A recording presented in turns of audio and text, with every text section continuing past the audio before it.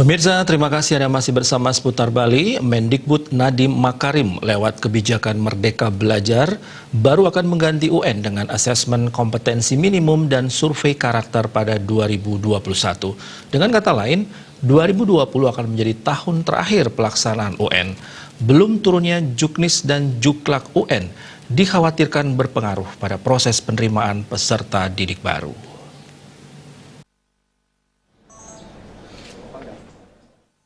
Kepala Dinas Pendidikan Provinsi Bali Ketut Ngurah Boy Jayawibawa menyatakan butuh waktu untuk memberikan sosialisasi kepada orang tua murid yang jumlahnya 60 ribuan. Jangan sampai ada yang mengatakan pihaknya tidak tahu, tidak mendengar informasi dan sebagainya.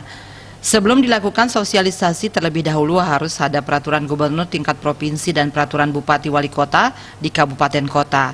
Sementara pergub dan perbub Perwali bisa disusun jika sudah ada Juklak dan Juknis. Di sisi lain UN sangat terkait dengan PPDB. Pihaknya harus menyusun pembagian zonasi sekolah dan sebagainya. Memang UN itu kan 2020 baru dihentikan, tapi kan tidak serta-merta, harus ada proses. Nah, harus ada proses itu yang kami perlukan adalah petunjuk teknis, petunjuk pelaksanaan. Karena dibutuhkan waktu untuk memberikan sosialisasi kepada orang tua murid yang jumlahnya 60 ribuan itu. Jangan sampai ada mengatakan kami tidak tahu, kami tidak dengar informasi dan sebagainya. Nah, itulah yang perlu kita susun dalam nantinya diterbitkan peraturan gubernur. Kemudian ini UN ini kan tidak bisa dia tidak bisa berdiri sendiri karena nanti kaitannya dengan PPDB. Nah, PPDB ini kan ada lagi bagaimana kita menyusun zonasi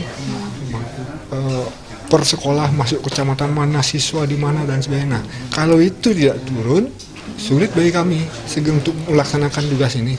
Dan mudah-mudahan di Januari ini sudah ada keputusan itu. Kita membuat petunjuk peraturan gubernur, kalau kabupaten kota peraturan bupati dan peraturan wali kota. Setelah itu semua ada, baru kita siap sosialisasi ke orang tua murid.